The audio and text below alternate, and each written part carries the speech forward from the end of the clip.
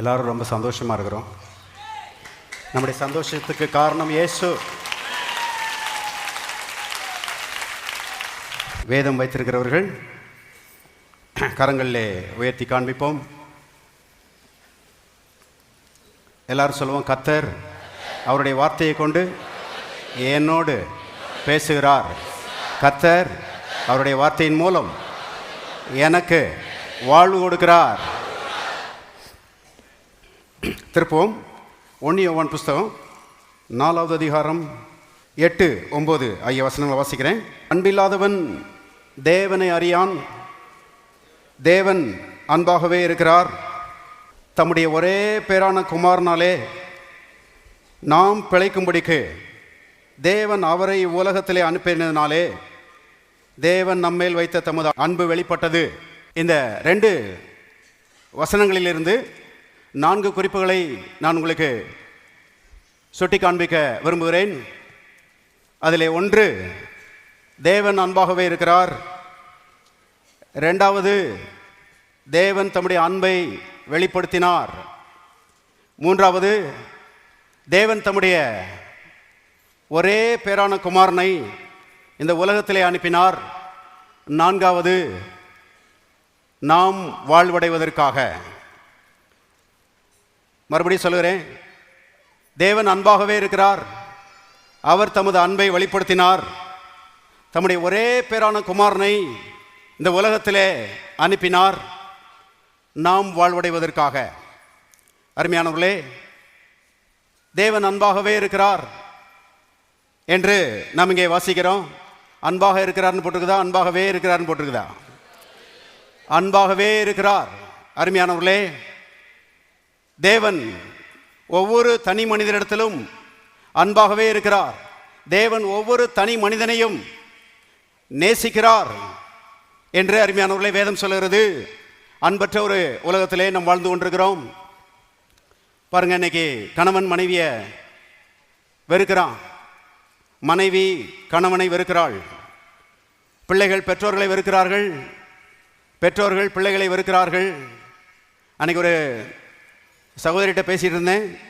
சகோதரி சொல்லிச்சு, பாஸ்டர், பணத்துக்காக எங்கள் அப்பா என்னை பார்த்து நீ என் மகளே கிடையாது என்று சொல்லுகிறார். நீ எல்லாம் எதுக்கு உயிரோடு இருக்கிற, தூக்கு போட்டு தொங்க வேண்டியதானே என்று எங்கள் அப்பா சொல்கிறார் பாஸ்டர்னு சொல்லி வருத்தத்தோடு சொல்லிட்டு இருந்துச்சு. அருமையானவர்களே, இன்னைக்கு அன்பற்ற ஒரு உலகமாக இது இருக்கிறது. ஆனால் இதன் மத்தியிலே நம்மை நேசிக்கிற ஒரு தேவன் இருக்கிறார். அவருடைய பெயர் இயேசு.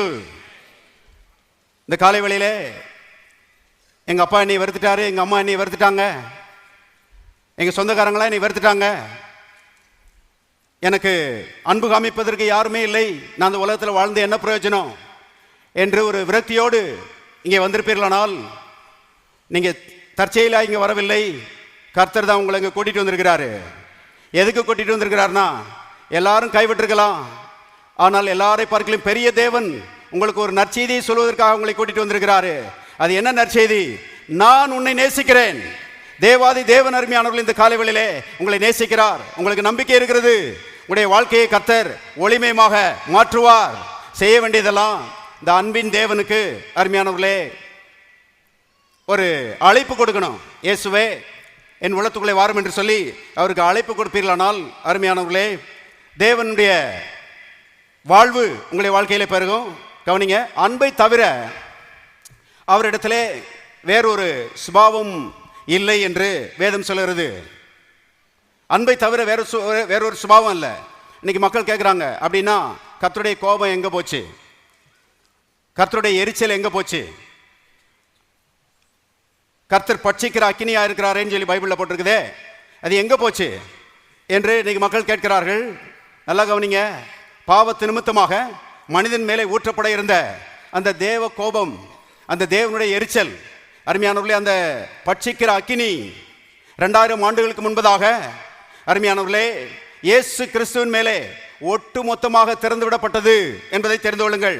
ஆண்டவராய் இயேசு கல்வாரி சிலுவையிலே மரித்த போது தேவனுடைய கோபத்தையும் அவருடைய எரிச்சலையும் அவருடைய பட்சிக்கிற அக்கினியையும் தன்மேலே அள்ளி போட்டு கொண்டார். எல்லாவற்றையும் அவர் ஏற்று அருமையானவர்களே அவைகளை அவர் அனுபவித்து தீர்த்தபடியினாலே இன்றைக்கு தேவனிடத்திலே அன்பை தவிர வேறொரு சுபாவம் இல்லை என்று வேதம் திட்டமாய் சொல்கிறது. கவனிங்கள், அவருடைய கோபம் தணிக்கப்பட்டிருக்கிறது. ஆண்டவராய் இயேசு கல்வாரியிலே தொங்கின போது தேவ கோபத்தை அவர் தணித்திருக்கிறார். ஆகவே இன்றைக்கு தேவன் அன்பாகவே இருக்கிறார் என்று வேதம் சொல்கிறது. சங்கீதக்காரனாகிய தாவீதை நான் நினைத்து பார்க்கிறேன். அவன் ஒரு ஆட்டு மேய்ப்பன், ஒரு படிக்காத ஆளு, ஒரு பட்டிக்காட்டில் பிறந்த ஒரு ஆளு. அருமையானவர்களே, அவன் ஆட்டு மேய்ப்பனாக இருந்தவன் ராஜாவாக மாறினான் என்று வேதத்திலே நான் பார்க்கிறோம். 30 லட்சம் மக்களை அரசாளுகிற ஒரு ராஜாவாக அவன் மாறினான். அதற்கு பிரதானமான காரணம் தேவன் இன்னார் என்கிற ஒரு வெளிச்சம் என்பதை தெரிந்து கொள்ளுங்கள். அவன் சொல்லுகிறான், வாசிக்கலாம், சங்கீதம் 145 8வது வசனம். கர்த்தர் இரக்கமும் மன உருக்கமும் நீடிய சாந்தமும் மிகுந்த கிருபையும் உள்ளவர். கர்த்தர் எல்லார் மேலும் தயவுள்ளவர். அவர் இரக்கங்கள் அவருடைய எல்லா கிரியைகள் மேலும் உள்ளது. பாருங்க அருமையானவர்களே, இங்க சொல்லுகிறான் கர்த்தர் இரக்கமும் மன உருக்கமும் நீடிய சாந்தமும் உள்ளவர் என்று அவரை குறித்து இங்க சொல்லுகிறான். ஆங்கில விதத்திலே விதமாக எழுதப்பட்டிருக்கிறது, The Lord is full of compassion. தேவன் மன உருக்கத்தினாலே நிறைந்திருக்கிறார் என்று அவன் சொல்லுகிறான். பாருங்க, ஒரு பாத்திரம் இருக்கிறது. அந்த பாத்திரத்தில் பாதி தான் தண்ணி இருந்துச்சுன்னா நீங்க தண்ணீரால் நிறைந்திருக்குதுன்னு சொல்ல மாட்டீங்க. அந்த பாத்திரத்தில் முக்கால்வாசி தான் தண்ணி இருக்குமானால் அந்த பாத்திரம் தண்ணீரால் நிறைந்திருக்குதுன்னு நீங்க சொல்ல மாட்டீங்க.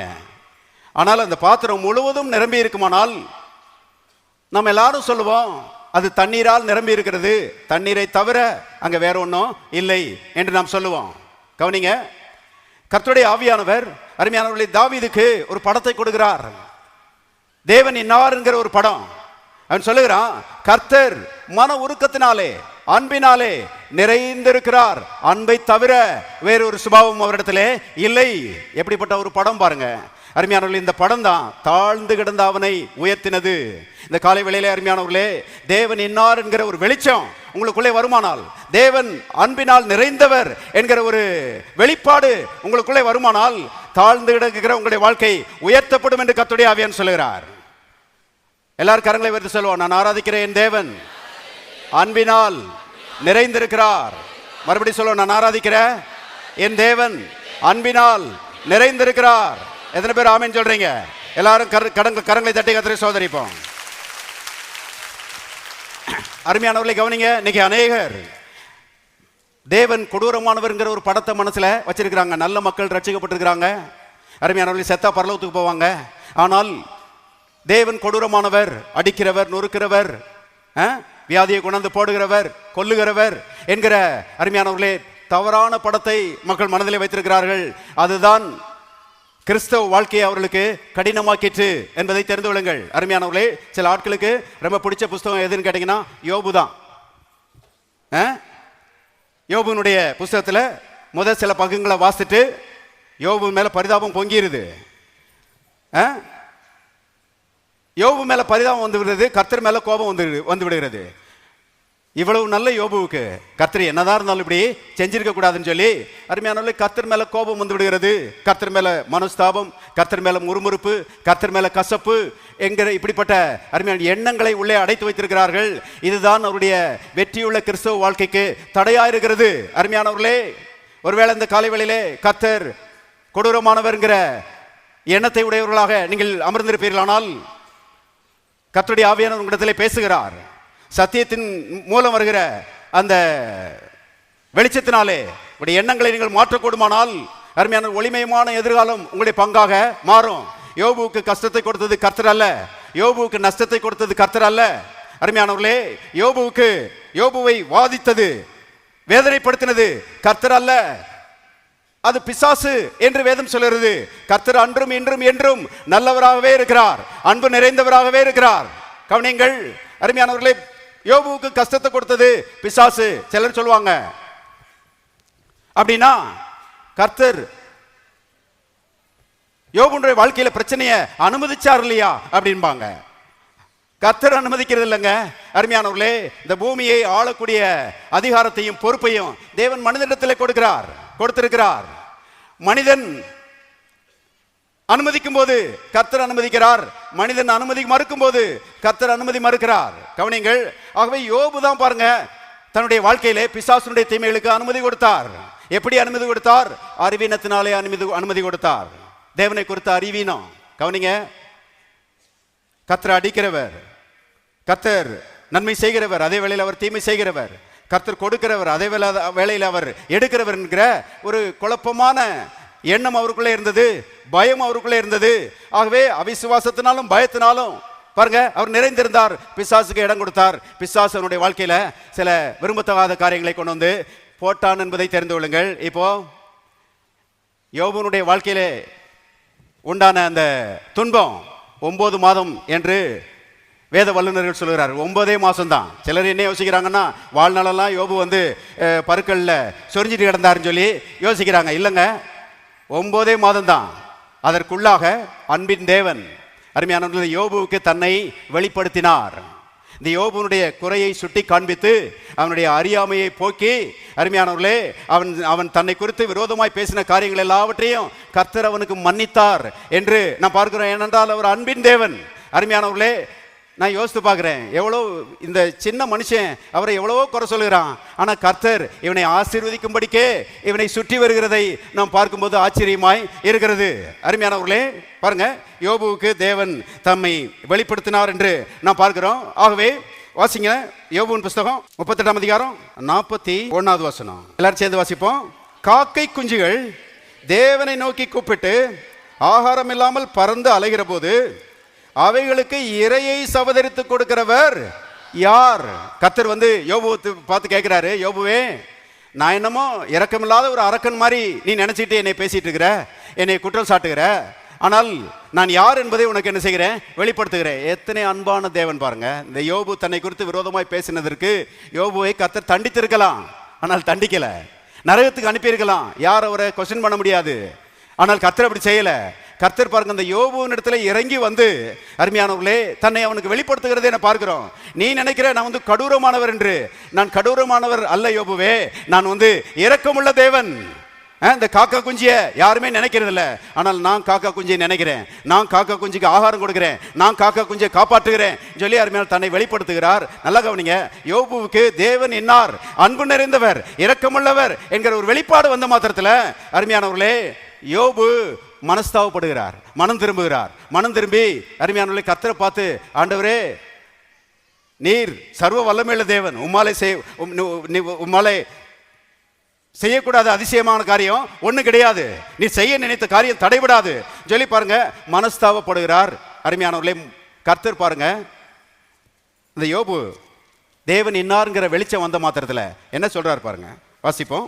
யோபு புஸ்தகம் 40வது அதிகாரம், யோபு 40:4வது வசனம். இதோ நான் நீசன், நான் உமக்கு என்ன மறு உத்தரவு சொல்லுவேன்? என் கையினால் என் வாயை பொத்திக் கொள்ளுகிறேன். எல்லாரும் சொல்ல, வாயை பொத்திக் கொள்ளுகிறேன். யோபு சொல்றார் பாருங்க. அருமையானவர்களே, கர்த்தர் கொடுத்தார், கர்த்தர் எடுத்தார் என்பதை தப்பா பேசிட்டேன், வாயை பொத்திக்கிறேன், இனிமே அப்படி பேச மாட்டேன். கர்த்தர் நன்மை செய்கிறவர் தீமை செய்கிறவர் சொல்லி தப்பா பேசிட்டேன், வாயை பொத்திக்கிறேன், இனிமே அப்படின்னு செய்ய மாட்டேன், பேச மாட்டேன் என்று சொல்கிறார். அருமையானவர்களே, யோபு வாயை பொத்திட்டாரு. ஆனால் இன்னைக்கு பல ஆண்டுகளாக அநேக ஊழியக்காரர்கள் வாயை பொத்தவே இல்லை. வாயை திறந்து சொல்லிட்டே இருக்கிறாங்க தாராளமா, கர்த்தர் கொடுப்பார், கர்த்தர் எடுத்தார்னு சொல்லி. அருமையானவர்களே, நம்முடைய தேவன் எடுக்கிற தேவன் அல்ல, நம்முடைய தேவன் கொடுக்கிற தேவன். நம்முடைய தேவன் தீமை செய்கிற தேவன் அல்ல, நம்முடைய தேவன் நன்மை செய்கிற தேவன். ஹல்லேலூயா.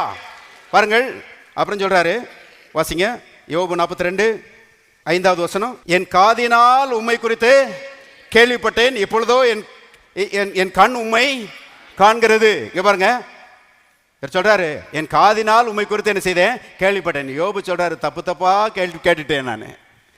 அன்னைக்குமே தேவனை குறித்து மோசமா பிரசங்கம் பண்ணுகிற பிரசங்கியார்கள் நினைச்சிருக்கிறாங்க, இருந்திருக்கிறாங்க. எந்த கோயிலுக்கு போனாருன்னு தெரியல. யோபு ஜீவ வார்த்தை ஆலயத்துக்கு வந்திருந்தாருன்னா நல்லா இருந்திருப்பாரு. அருமையானவர்களே, கவனிங்க, என் காதினால் உம்மை குறித்து கேள்விப்பட்டேன், தப்பு தப்பா கேட்டேன். ஆண்டவரே, இப்போ உம்மை என் கண் காண்கிறது, நீர் அன்பு நிறைந்தவர் என்பதை நான் புரிந்து கொண்டேன்னு சொல்லி அந்த அறிவு வந்த மாத்திரத்தில் யோபுனுடைய சிறையிருப்பை கர்த்தர் நீக்கி 2 மடங்காக கர்த்தர் ஆசீர்வதித்தார். அருமையானவர்களை கவனிங்க. ஏற்கனவே அவன் பெரிய பணக்காரன், இப்ப 2 மடங்கு ஆசீர்வதிச்சு பூமி தாங்கக்கூடாத விதத்தில் யோபுவை கர்த்தர் ஆசீர்வதித்தார். கர்த்தர் இன்னார் என்கிற வெளிச்சம் வரும்போது 2 மடங்கு ஆசீர்வாதம் உங்களை தேடி வரும் என்று கர்த்தருடைய ஆவியானவர் சொல்லுகிறார். அந்த தேவன் அன்பாகவே இருக்கிறார். பாருங்க, புதிய ஏற்பாட்டில் யாக்கோபு அதை பற்றி சொல்லும்போது வாசிக்கலாம். யாக்கோபின் புஸ்தகம் 5ஆம் அதிகாரம் 11வது வசனம். இதோ பொறுமையா இருக்கிறவர்களை பாக்கியவான்கள் என்கிறோமே, யோபின் பொறுமை குறித்து கேள்விப்பட்டிருக்கிறீர்களே, கர்த்தருடைய செயலின் முடிவையும் கண்டிருக்கிறீர்களே. எல்லாரும் சொல்லுவோம், முடிவையும் கண்டிருக்கிறீர்களே. கர்த்தர் மிகுந்த உருக்கமும் இரக்கமும் உள்ளவராய் இருக்கிறாரே. பாருங்க அருமையானவர்களே, யோபுனுடைய கதையில ஒரு முடிவு உண்டாகிறது. அது என்ன முடிவுனா, கர்த்தர் மிகுந்த இரக்கமும் உருக்கமும் உள்ளவராய் இருக்கிறாரே. யோபுவுக்கு தன்னை வெளிப்படுத்தி அவருடைய அறியாமையை போக்கி, பாருங்க, அவர் இழந்து போனதெல்லாம் திரும்ப கொடுத்து அவரை ஆசீர்வதித்து கனம் பொருந்திய ஒரு மனிதனாக தேவன் மாற்றிவிட்டார். 9 மாசத்துல அவருடைய பிரச்சனைகள் எல்லாவற்றையும் நீக்கிவிட்டார். ஏனென்றால் தேவன் மன உருக்கமும் இரக்கமும் நிறைந்தவராய் இருக்கிறாரே. எல்லாரும் கரங்களை உயர்த்தி சொல்லுவோம், நான் ஆராதிக்கிறேன் தேவன் இரக்கமும் மன உருக்கமும் நிறைந்தவராய் இருக்கிறாரே. கவனிங்க, அடுத்த குறிப்பு அருமையானவர்கள், தேவன் தம்முடைய அன்பை என்ன செய்தார்? வெளிப்படுத்தினார். தேவன் அன்பாகவே இருக்கிறார். 2வது, தேவன் தம்முடைய அன்பை வெளிப்படுத்தினார். கவனிங்க, நம்முடைய தேவன் பாருங்க, இன்னைக்கு பேசுகிறவர் இல்லை. சில ஆட்கள் பாருங்க, இன்னைக்கு பேசுவாங்க, ஆனால் செயலில் எதையுமே காமிக்க மாட்டாங்க. மனைவியை பார்த்து நான் உன்னை நேசிக்கிறேன்னு சொல்லுவாங்க, ஆனால் ஒரு முத்தம் கூட கொடுக்க மாட்டாங்க. நம்முடைய தேவன் இப்படி இல்லை என்பதை தெரிந்து கொள்ளுங்கள். சில அம்மாமாருக்கு வருத்தம் என்னன்னா, என் கணவர் 24 மணி நேரமும் வேலைன்னு ஓடுறாரு, ஒரு 10 நிமிஷம் என் கூட உட்காந்து பேச மாட்டேங்கிறாரு. என்னைய ஒரு ஹோட்டலுக்கு என்ன செய்ய மாட்டேங்கிறாரு, கூட்டிகிட்டு போக மாட்டேங்கிறாருன்னு சொல்லி அருமையானவர்களே மக்கள் அங்கலாய்க்கிறாங்க, வருத்தப்படுறாங்க. கவனிங்கள், நம்முடைய தேவன் இப்படி கிடையாது. நாம் அவரை பார்த்து, ஆண்டவரே உம்மோட ஐக்கியம் கொள்ள வந்திருக்கிறேன், ஆண்டவரே உம்மோடு கூட நேரம் செலவழிக்க வந்திருக்கேன் ஆண்டவரேன்னு சொல்லும்போது, பொறுப்பா நான் ரொம்ப பிஸியாக இருக்கிறேன், இன்னொரு நாளைக்கு பார்க்கலாம் அப்படி சொல்லுகிறவர் அல்ல. அருமையானவர்களை கர்த்தர் சொல்லார், 24 மணி நேரமும் உனக்காக என்னுடைய சமூகம் திறந்தே இருக்கிறது, நீ எப்போ வேணாலும் வரலாம், எப்போ வேணாலும் என் கூட ஐக்கியம் கொள்ளலாம். எவ்வளோ அருமையான தேவன் பாருங்க. அருமையானவர்களே, தேவன் தம்முடைய அன்பை என்ன செய்கிறார்? வெளிப்படுத்துகிறார், கிரியையிலே காண்பிக்கிறார், நடைமுறையிலே காண்பிக்கிறார். கவனிங்கள், இங்கெல்லாம் சில ஆட்கள் உட்கார்ந்துருக்கிறீங்க, கர்த்தரை வெறுத்தவங்க, கர்த்தரே எனக்கு வேண்டாம், இந்த இயேசுவே எனக்கு பிடிக்காதுன்னு சொன்னவங்களாம் அங்கே உட்கார்ந்துருக்கிறீங்க. மனைவிய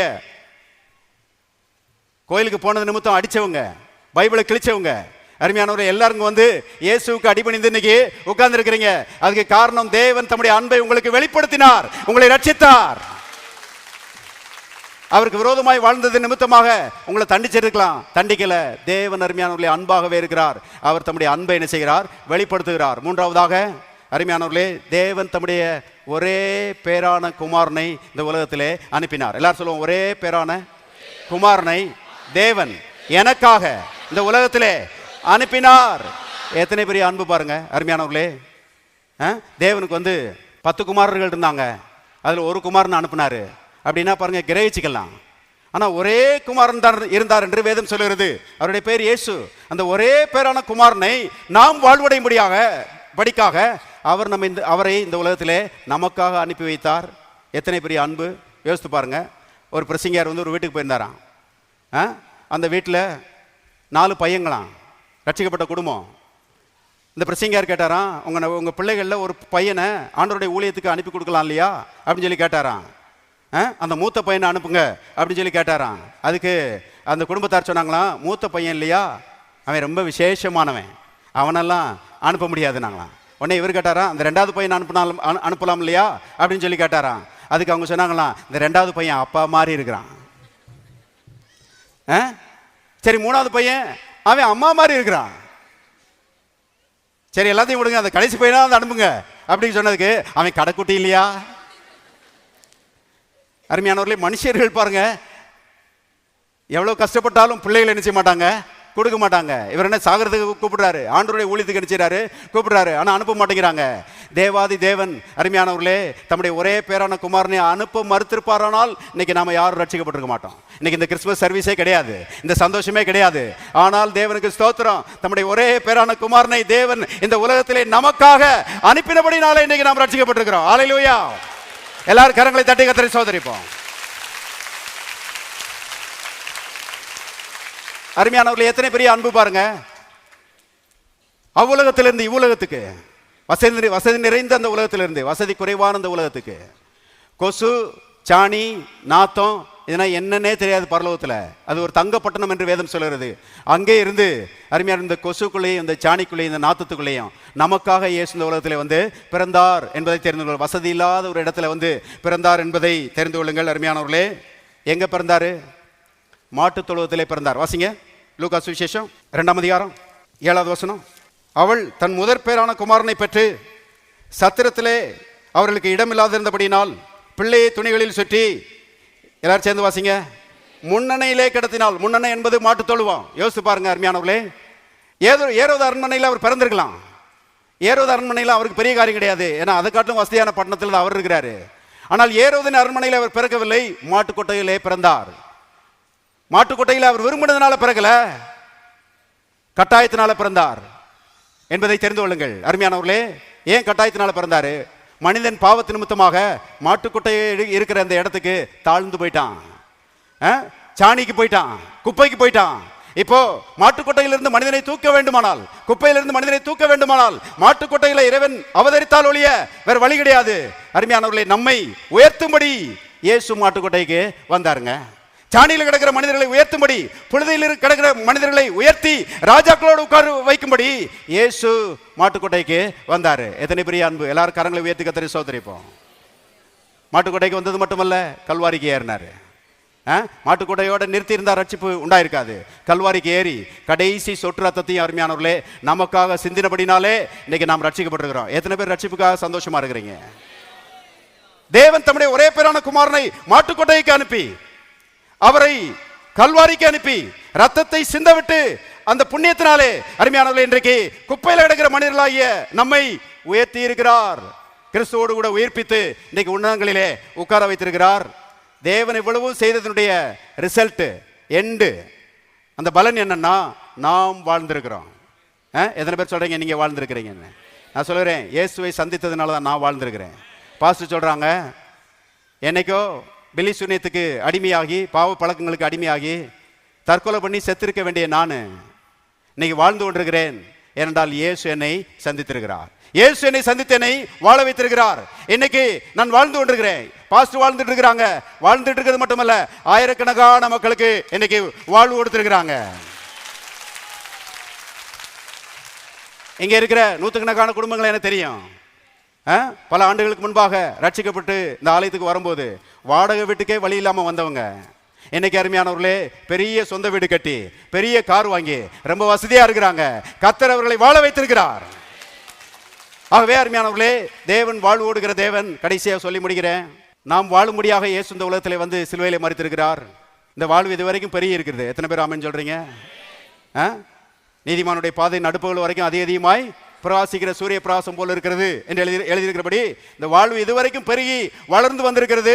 நான் சொல்கிறேன், வரப்போற ஆண்டுகளில் இந்த வாழ்வு மிகவும் பெருக போகிறது. ஏனென்றால் வாழ்வை பெருக்கி கொடுக்கும்படிக்கே இயேசு நமக்குள்ளே வந்திருக்கிறார். எத்தனை மடங்கு பாஸ்டர் பெருக போகுது? நான் சொல்கிறேன், 1000 மடங்கு பெருக போகுது. அல்லேலூயா. ஆகவே இந்த காலை வேளையிலே கர்த்தருடைய அன்பை நினையுங்கள், கல்வாரியை நினையுங்கள். கிறிஸ்துமஸ் என்பது புது சட்டை கிடையாது. கிறிஸ்துமஸ் என்பது கிறிஸ்துமஸ் தாத்தா கிடையாது. கிறிஸ்துமஸ் என்பது கிறிஸ்துமஸ் மரம் கிடையாது. கிறிஸ்துமஸ் என்பது கிறிஸ்து, அவருடைய அன்பு. அருமையானவர்களே, தேவன் நம்மளை அன்பு கூர்ந்து நம்மை வாழ வைத்திருக்கிறார். இதை குறித்து சந்தோஷப்படுங்க, கர்த்தரை துதியுங்க. இந்த செய்தியை மற்றவங்களுக்கு சொல்லுங்க, மற்றவங்களை இந்த ரட்சிப்புக்குள்ள கொண்டு வாருங்கள். கர்த்தர் இந்த கிறிஸ்துமஸ் நாளை உங்களுக்கு சந்தோஷமாக மாற்றி தருவார். எல்லாரும் கரங்களை தட்டி கர்த்தரை ஸ்தோத்திரிப்போம்.